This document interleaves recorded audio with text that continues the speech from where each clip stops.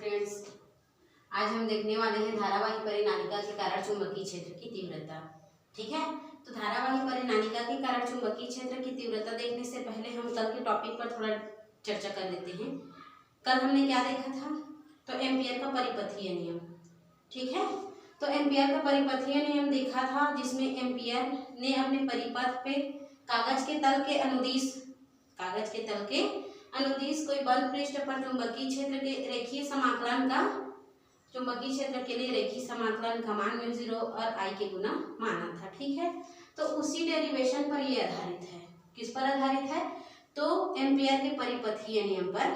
तो इसमें हम लोग धारावाही परिनालिका लेंगे। जैसे वहां पर हम क्या लिए थे, एक गोलीय कवच लिए थे जो कि बंद पृष्ठ था, तो उसी प्रकार यहाँ पर हम एक धारावाही परिनालिका ले लेंगे। ठीक है, तो माना कि एक धारावाही परिनालिका है, क्योंकि ये क्वेश्चन भी होते हैं परिनालिका के कारण देखना है हम लोगों को। कल हम देखे थे परिपथ के कारण, आज देखना है परिनालिका के कारण।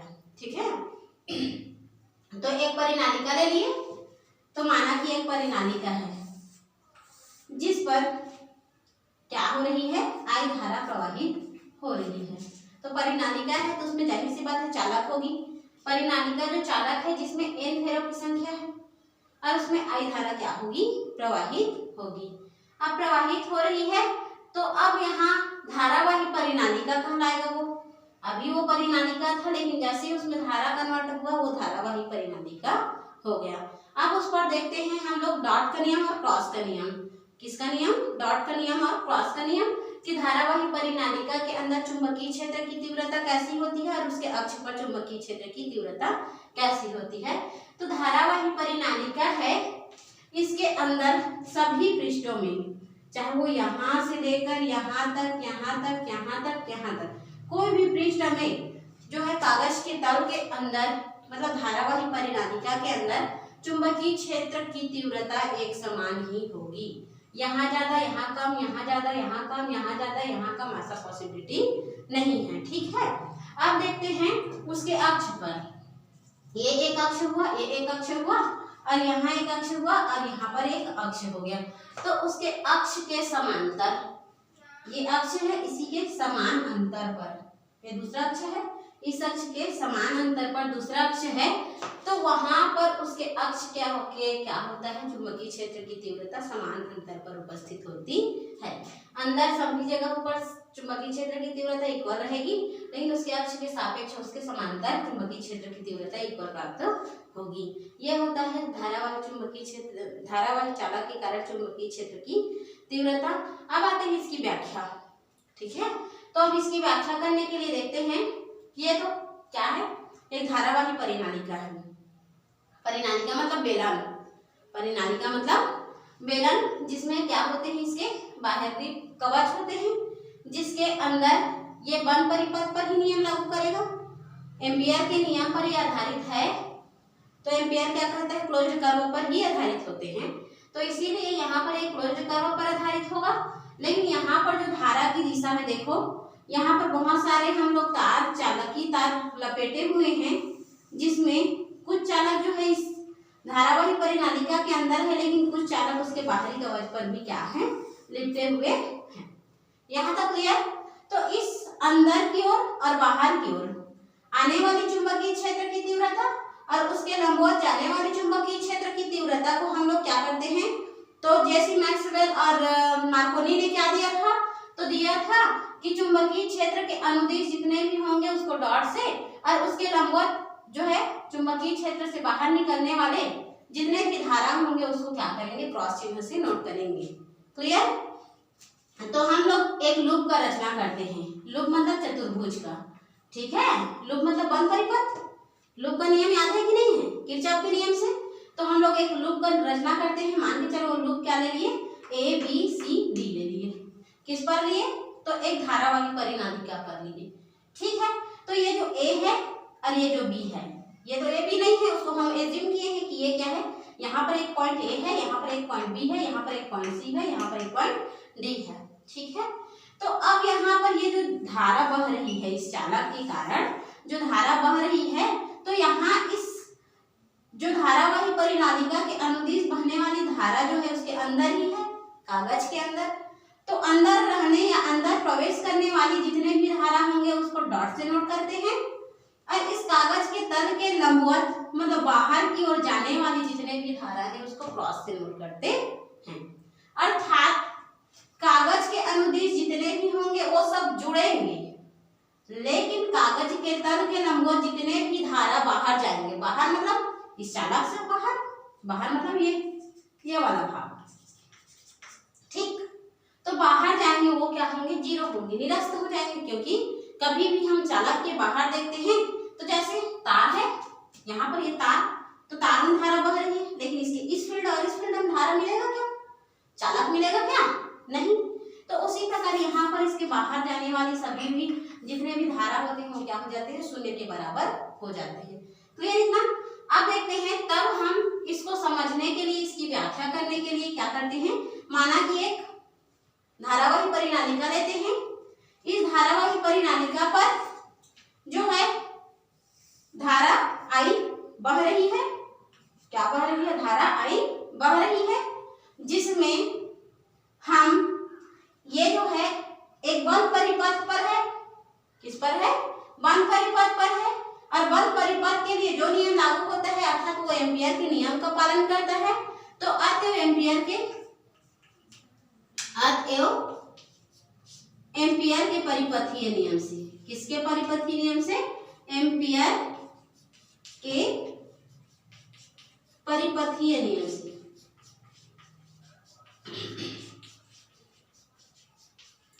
एम्पियर का परिपथीय नियम क्या कहता है जी, तो एम्पियर का परिपथीय नियम कहता है closed curve B * dl equal to हो जाता है μ0 I, क्या आ जाता है μ0 I। क्लियर है इतना। तो अब यहाँ पर ये जो μ0 I तो आ गया, ये भी क्लियर है। तो इस नियम को ये पालन करेगा। तो इस नियम का पालन कैसे करेगा, तो ये प्रूफ नहीं होगा, ये तो एम्पियर के परिपथीय नियम से आया था, लेकिन अब ये वाला जो है इसमें क्या प्रूफ होगा उसको हम देखते हैं। तो इसको प्रूफ करने के लिए हम एक धारावाही परिनालिका लिए, उस पर एक लूप की रचना किए। माना कि इस धारावाही परिनालिका में एक loop A B C D, क्या है, A B C D और पुनः A है, बंद परिपथ है, ठीक है, जिसमें A से B की ओर जो धारा बह रही है वो कागज के तल के अनुदिश है, अर्थात यह डॉट से नोट किया जाएगा, और B से C की ओर जो धारा बह रही है वो पुनः कागज के तल के लंबवत है, अर्थात यह क्रॉस के नियम को पालन करेगा। और चूंकि ये जो है बंद परिपथ मतलब धारावाही परिनालिका से बाहर जा रही है, अतएव ये जो वैल्यू है ये क्या करेंगे, तो यहाँ पर चुंबकीय क्षेत्र की तीव्रता को निरस्त कर देंगे। क्लियर। तो इसलिए हम देखते हैं कि यहाँ समाकलन होगा B * dl का, ये तो तय है समाकलन होगा, क्योंकि बंद परिपथ के लिए हम एम्पियर का नियम देखते हैं, और उस एम्पियर के नियम के लिए हम लोगों के पास एक लूप मिल गया है जो कि क्या है, A B C D D E और D A है, ठीक है। तो इसलिए यहाँ समाकलन क्या हो जाएगा, A से B की ओर जाएगा इसका, तो B * dl का, और प्लस करके यहाँ से यहाँ गया, फिर यहाँ से कहाँ गया, C से D की ओर, तो यहाँ C से D की ओर गया, ठीक है। तो ये C से D की ओर गया, B * dl का, प्लस करके C से D हो गया, A से B, B से C, पुनः C से D, C से D किसका, तो B * dl का, पुनः प्लस करके क्या होगा, तो D से A, समाकलन पुनः होगा D से A, और किसका होगा, B * dl का। क्लियर इतना तक। अब इतना तो हम लोगों ने इस वैल्यू को देखा, बराबर μ0 I को उसको छोड़ दिए हैं, अभी क्या किए हैं, μ0 I को अभी एज इट इज हम लोगों ने छोड़ दिया है। अब देखते हैं, तो यहाँ धारा तो प्रवाहित हो रही है, उस सबको हम लोगों ने समाकलन कर दिया है, तो बराबर करके यहाँ आ जाते हैं। अब देखो ये जो A से B है बी है वो कागज के तल के अनुदिश है, तो इसीलिए यहाँ 0 एंगल देगा। पहले इसको अदिश फॉर्म में कन्वर्ट करो, तो अदिश फॉर्म में कन्वर्ट करेंगे तो a टू b हो जाएगा, अब b into dl cos theta, ठीक। फिर इसके बाद ये b से c है तो प्लस हो जाएगा समाकलन b से c b dl cos theta. Again देखते हैं c से d, तो पुनः जब भी डॉट रहता है तो क्या होता है, cos होता है। c से d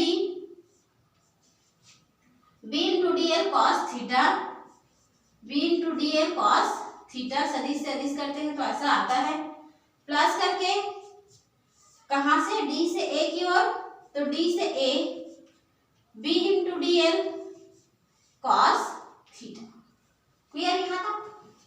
आगे इसकी बात करें तो लुक को अच्छे से देखो, ये a से b की ओर जा रही है, कागज के तल के अनुदिश है, अर्थात वहां बनने वाली एंगल जो है 0 बनेगी, क्या बनेगी 0। तो इसलिए a से b b into dl cos 0 मिला, ठीक। फिर प्लस है तो प्लस करते हैं, फिर b से c, ये इसके क्या है, लंबवत है, मतलब कितना डिग्री, 90 डिग्री।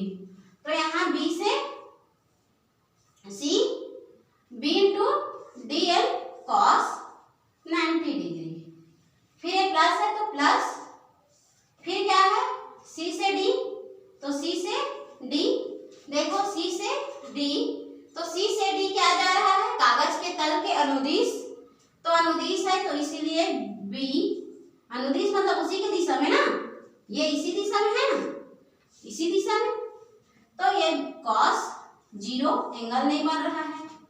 अब फिर प्लस है तो प्लस d से a, कहां से कहां, d से a, तो उस कंडीशन में ये क्या है, फिर इस कागज के तल के क्या है, लंबवत है, लंबवत मीन्स दैट यहाँ पर कितना बन रहा है, 90 डिग्री बन रहा है, तो ये हो जाएगा b dl cos 90 degree. Clear. आगे देखें तो वहां से आप लोगों को दिखेगा कि डॉट का नियम और क्रॉस का नियम, धारावाही परिनालिका के कारण चुंबकीय क्षेत्र की तीव्रता में हम क्या नियम देखते हैं, तो डॉट का नियम और क्रॉस का नियम। तो डॉट के नियम और क्रॉस के नियम से हमने क्या देखा कि इस धारावाही परिनालिका के बाहर निकलने वाले समस्त चुंबकीय क्षेत्र की तीव्रता का मान क्या हो जाते हैं, शून्य हो जाते हैं। अर्थात देखो ये चालक से क्या हो गए, बाहर निकल रहे हैं, तो लंबवत जा रहे हैं, तो जाहिर सी बात है cos 90 mean that 0, cos 90 mean that 0, then इतना वैल्यू हो गया 0। आगे देखते हैं a से d पुनः लंबवत है, मीन दैट ये 90 डिग्री, तो cos 90 mean that 0, then this value and this value is also 0। Clear. तो हम लोगों को मिल गया क्या, तो बचा है हम लोगों के पास a से b, क्या है ये integration of b into dl का वैल्यू, a टू क्या है, a टू b, अब बचा है b into dl cos 0 mean that 1, cos 0 mean that 1, ये भी क्लियर। प्लस करके हम लोगों का और बचा है, वो तो 0 हो गया है, क्लियर। ये c से d बचा है, c से d और b into dl cos 0 again 1, cos 0 is so again 1, मतलब cos 0 का मान फिर से 1 हो गया, वो भी खत्म, तो इतना बच गया, वो cos 90 mean that 0, 0 mean that this value is finished. ठीक, तो हम लोगों को इतना ही बचा है, अभी इतना बचा है। अब यहाँ से और थोड़ा देखें तो ये जो है धारावाही परिनालिका के अंदर चुंबकीय क्षेत्र की तीव्रता देख रहे हैं, उसके बाहर तो नहीं देख रहे हैं, जहां पर तार है वहीं हम लोग उसके फील्ड को देखेंगे और तार के बाहर तो नहीं देख रहे हैं। तो ये धारावाही परिनालिका के अंदर चुंबकीय क्षेत्र की तीव्रता हम लोग मौजूद मानेंगे, लेकिन उससे बाहर ये जो पृष्ठ है वो बाहर निकल गया है, और जहां पर बाहर निकल गई है मीन दैट वहां उसका वैल्यू क्या हो गया है, 0 हो गया है। तो चूंकि लिखेंगे, चूंकि CD परिनालिका के बाहर है, कहाँ है, परिनालिका के बाहर स्थित है।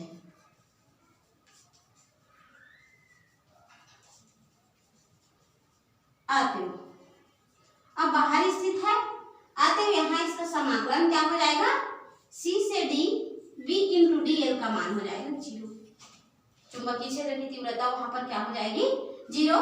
तब हम लोगों को समाकलन आप मिल जाएगा V इंटू डी एल बराबर मिल जाएगा, ये आ जाएगा A to B only V into D L, this value is also 0।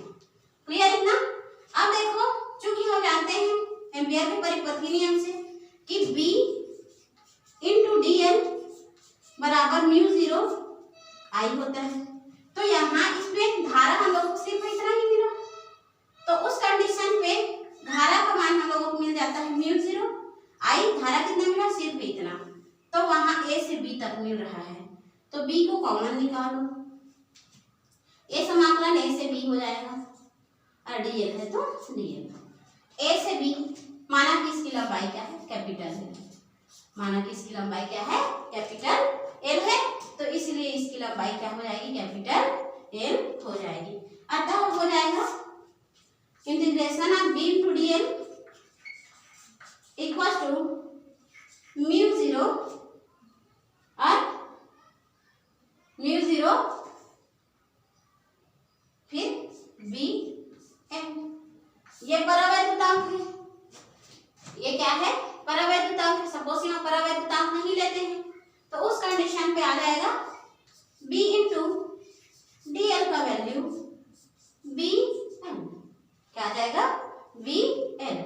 यदि हम यहाँ पर N फेरा लगा रहे हैं, क्या लगा रहे हैं, N फेरा लगा रहे हैं, तब यहाँ फेरों की संख्या कैपिटल N मान लेते हैं, तो उस कंडीशन पे इसका इक्वेशन आ जाएगा B into D L equal to B N N, जहाँ N क्या है, धारावाही परिनालिका में फेरों की संख्या है, L लूप AB की बीच की दूरी है, और यहाँ यदि इस धारावाही परिनालिका में फेरों की संख्या जो लग रही है वो उस लूप के अंदर उपस्थित लंबाई पर भी लग रही है और वहां पर इस पृष्ठ पर भी लग रही है, तो यहाँ पूरे पृष्ठ में यदि फेरों की संख्या कैपिटल N है तो इस पृष्ठ में फेरों की संख्या मान के चलो क्या है, स्मॉल n है, और उस कंडीशन में यहाँ तक इसकी लेंथ क्या है, L है, तो इसलिए कैपिटल N में टोटल फेरों की संख्या N हो गई, तो इस लूप के कारण फेरों की संख्या क्या हो जाएगी, NL हो जाएगी।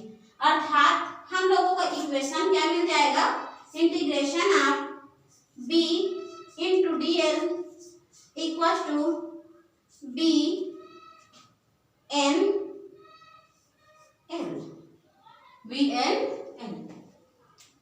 क्लियर। तो अतः हम लोगों को B का मान मिलेगा, तो मिल जाएगा, ये देखो यहाँ B बराबर आ जाएगा म्यू 0 N I, B बराबर क्या आ जाएगा, म्यू 0 N I, उसी प्रकार से। तो इस प्रकार हम लोगों का ये धारावाही परिनालिका के कारण चुंबकीय क्षेत्र की तीव्रता क्लियर होती है। मुझे पता है यहाँ पर लास्ट पॉइंट पर आप लोग पूछोगे, तो पूछने से पहले आप लोग इसको एक बार क्लियर करोगे कि इसके बाद में इसने ये वाला इक्वेशन क्यों लिखा होगा। क्लियर, तो ठीक है।